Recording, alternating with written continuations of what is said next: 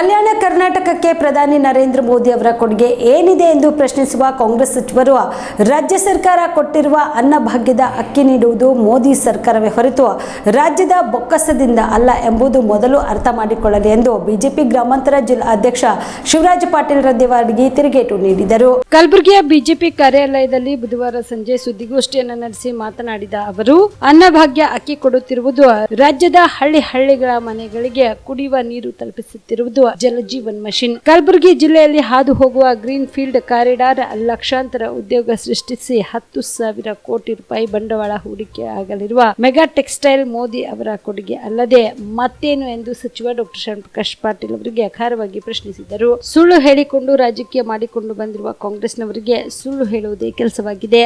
ಬರಗಾಲ ತಲೆದೂರಿದೆ, ಅದನ್ನು ನಿರ್ವಹಿಸಲು ಆಗುತ್ತಿಲ್ಲ. ಎಲ್ಲೆಡೆ ಕುಡಿಯುವ ನೀರಿನ ಹಾಹಾಕಾರ ಉಂಟಾಗಿದೆ. ಸಮಸ್ಯೆಗೆ ಸ್ಪಂದಿಸುವವರೇ ಇಲ್ಲ.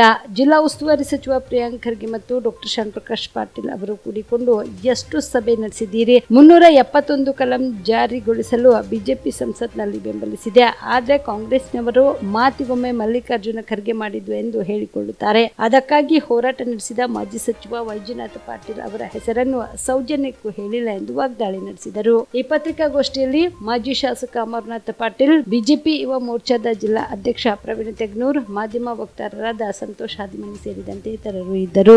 ಡಾಕ್ಟರ್ ಶ್ಯಾಮಪ್ರಕಾಶ್ ಅವರು ನಮ್ಮ ಹೆಮ್ಮೆಯ ಪ್ರಧಾನ ಸನ್ಮಾನ್ಯ ನರೇಂದ್ರ ಮೋದಿ ಅವರ ಬಗ್ಗೆ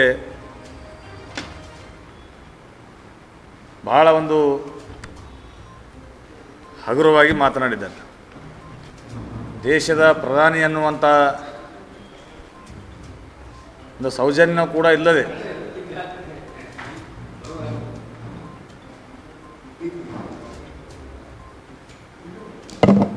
ಯಾವ ರೀತಿಯಾದಂಥ ಶಬ್ದಗಳು ಉಪಯೋಗ ಮಾಡಬೇಕಂತ ಅನ್ನೋದು ಗೊತ್ತಿಲ್ಲದೆ ಅವರು ಅವತ್ತು ಪತ್ರಿಕಾಗೋಷ್ಠಿಯಲ್ಲಿ ಮಾತನಾಡಿ ನಮ್ಮ ಗಮನಕ್ಕೆ ಬಂದಿದೆ.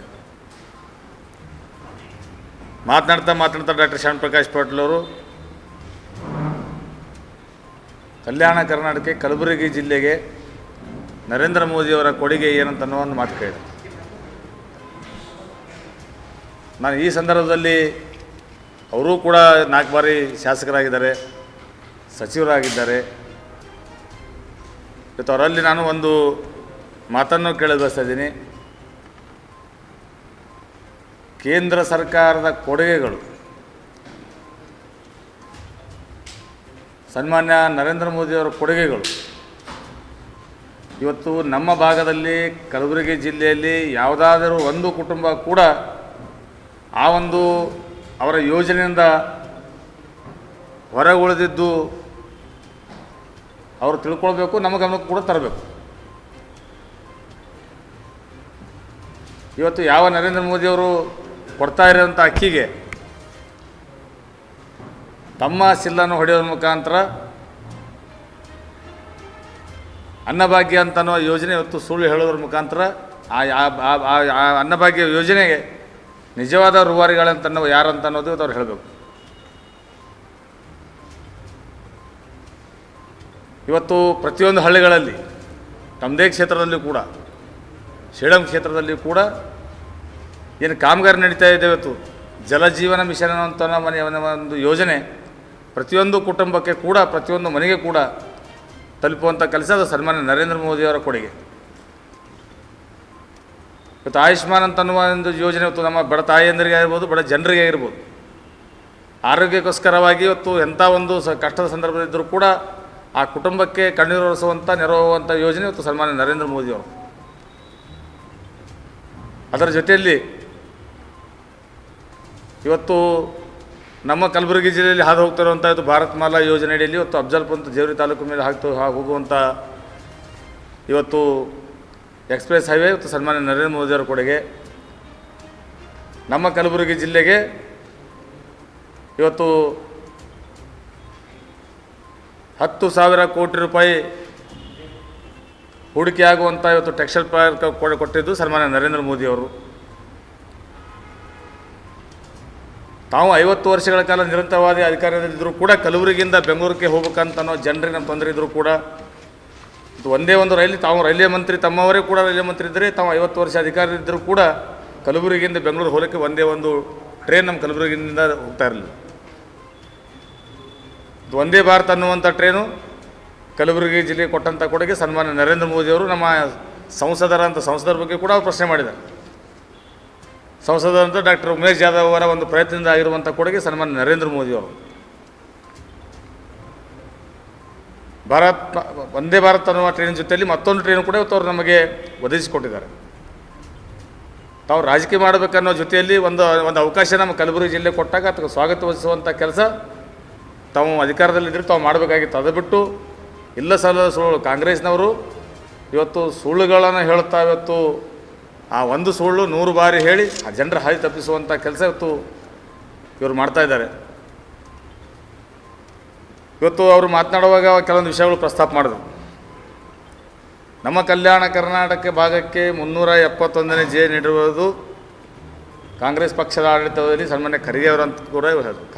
ಖರ್ಗೆ ಅವರ ಆ ಒಂದು 371 ಜೆ ಅನುಷ್ಠಾನದ ಖರ್ಗೆ ಅವರು ಕೂಡ ಅದರಲ್ಲಿ ಅವರ ಪ್ರಯತ್ನ ಕೂಡ ಇರ್ಬೋದು. ನಾವು ನಿಮ್ಮ ಹಾಗೆ ಸಂಪೂರ್ಣವಾಗಿ ಈ ರೀತಿಯಾದಂಥ ರಾಜಕೀಯ ಮಾತುಗಳನ್ನ ನಾವು ಆಡೋದಿಲ್ಲ, ಇರ್ಬೋದು. ಆದರೆ ಅದು ಒಬ್ಬರ ಒಂದು ಸನ್ಮಾನ್ಯ ಖರ್ಗೆಯವರೇ ಮಾಡಿದ್ದಂತ ಹೇಳಿ ತಪ್ಪಾಗ್ತದೆ. ಅದಕ್ಕಾಗಿ ಸಾಕಷ್ಟು ದಶಕಗಳ ಕಾಲ ಇವತ್ತು ಹೋರಾಟ ಮಾಡಿದಂಥ ವೈಜನಾಥ್ ಪಾಟೀಲ್ ಆಗಿರ್ಬೋದು, ಸಾಕಷ್ಟು ಜನ ಹೋರಾಟಗಾರರು ಇವತ್ತು ನಿರಂತರವಾಗಿ ದಶಕಗಳ ಕಾಲ ಇವತ್ತು ಹೋರಾಟದ ಮಾಡೋ ಮುಖಾಂತರ ಆ ಒಂದು 371 ಜೆ ಅನುಷ್ಠಾನಗೊಂಡಿತ್ತು. ಆ ಸಂದರ್ಭದಲ್ಲಿ ತಾವು ಅಂಥ ಹೋರಾಟಗಾರ ವೈಜನಾಥ್ ಪಾಟೀಲ್ ಅವರ ಹೆಸರು ಕೂಡ ತಾವು ಪ್ರಸ್ತಾಪ ಮಾಡಲಿಲ್ಲ, ಆ ವಿಷಯವನ್ನು ಕೂಡ ಪ್ರಸ್ತಾಪ ಮಾಡಲಿಲ್ಲ. ಆ ಒಂದು ನಾಯಕನಿಗೆ ತಾವು ಅವಮಾನ ಮಾಡಿದ್ರಿ ಸಂದರ್ಭದಲ್ಲಿ ಅಂತ ಹೇಳಿ ನಾವು ಆ ಒಂದು ಹೇಳಿಕೆಯನ್ನು ಕೂಡ ಈ ಸಂದರ್ಭದಲ್ಲಿ ಖಂಡಿಸಬೇಕಾಗ್ತದೆ.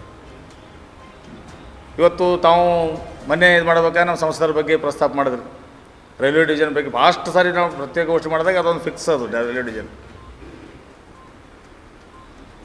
ಆದರೆ ಆ ರೈಲ್ವೆ ಡಿವಿಷನ್ ತಾವೇ ಅಧಿಕಾರದಲ್ಲಿದ್ದಾಗ ಬೇರೆ ಬೇರೆ ರೈಲ್ವೆ ಮಂತ್ರಿಗಳು ಇವತ್ತು ಅಧಿಕಾರದಲ್ಲಿದ್ದಾಗ ಕೇವಲ 9 ತಿಂಗಳಲ್ಲಿ ಅನುಷ್ಠಾನಗೊಳಿಸಿದಂತೂ ಸುರೇಶ್ ಕಲ್ಮಾಡಿ ಅಂತ ಅನ್ನುವ ಒಬ್ಬ ಮಂತ್ರಿ ಕೇವಲ 90 ಡೇಸ್ನಲ್ಲಿ. ನಮಸ್ತೆ, ನನ್ನ ಹೆಸರು ಶಿವಕುಮಾರ್ ಅಂತ, ಎಕ್ಸೆಲ್ ಅಕಾಡೆಮಿ ವೈಸ್ ಪ್ರೆಸಿಡೆಂಟು.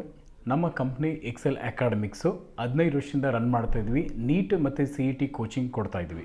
ನಮ್ಮಲ್ಲಿ ಈಗ ಕ್ರಾಶ್ ಕೋರ್ಸ್ ಅಂತ ನಾವು ಕೊಡ್ತಾ ಇದ್ವಿ. ಈ ಕ್ರಾಶ್ ಕೋರ್ಸ್ ಒಂದು ಅಲ್ಪಾವಧಿ ಕೋರ್ಸ್, ಇದು ಶಾರ್ಟ್ ಟರ್ಮ್ ಕೋರ್ಸ್ ಅಂತ ಕರಿತೀವಿ. ಈ ಕೋರ್ಸು 30ರಿಂದ 45 ದಿನ ಇರುತ್ತೆ ಸರ್. ಈ ಕ್ರಾಶ್ ಕೋರ್ಸ್ ಬಂದು ಸೆಕೆಂಡ್ PUC ಕಂಪ್ಲೀಟ್ ಆಗಿರೋ ಮಕ್ಕಳಿಗೆ ಮತ್ತು ಸೆಕೆಂಡ್ PUC ಇವಾಗ ಓದ್ತಾ ಇರೋ ಮಕ್ಕಳಿಗೆ ಇದು ಯೂಸ್ಫುಲ್ ಆಗುತ್ತೆ. ಈ crash course NEET crash course ಅಂತ ಕೊಡ್ತೀವಿ ಮತ್ತು CET ಕ್ರಾಶ್ ಕೋರ್ಸ್ ಅಂತ ಕೊಡ್ತೀವಿ. ನೀಟಿಗೆ 45 ಡೇಸ್ ಇರುತ್ತೆ, CETಗೆ 30 ಡೇಸ್ ಇರುತ್ತೆ ಸರ್. ನಮ್ಮ ಎಕ್ಸೆಲ್ ಅಕಾಡೆಮಿಕ್ಸು 15 ಇಯರ್ಸಿಂದ ನಾವು ರನ್ ಮಾಡ್ತಾ ಇದ್ವಿ. 15 ಇಯರ್ಸಲ್ಲಿ ನಂಬರ್ 1 ಫ್ಯಾಕಲ್ಟೀಸಿಂದ ನಾವು ಟೀಚ್ ಮಾಡ್ತಾ ಬರ್ತಾ ಇದ್ದೀವಿ. ಅದರಿಂದ ಸಾವಿರಾರು ಮೆಡಿಕಲ್ ಸೀಟ್ ಸಿಕ್ಕಿದೆ, ಸಾವಿರಾರು ಇಂಜಿನಿಯರಿಂಗ್ ಸೀಟ್ ಸಿಕ್ಕಿದೆ. ಸೊ ಅದಕ್ಕೆ ನಮ್ಮ ಕಡೆಯಿಂದ ಸಕ್ಸಸ್ ರೇಟ್ ಚೆನ್ನಾಗಿರೋದ್ರಿಂದ ನೀವು ಇಲ್ಲಿ ಬಂದರೆ ಖಂಡಿತ ಸಕ್ಸಸ್ ಆಗ್ತೀರಾ ಅಂತ ನಾನು ಭರವಸೆ ಕೊಡ್ಬೋದು. Excel Academy Yelahanka New Town, Seshadripuram College Road, Bengaluru.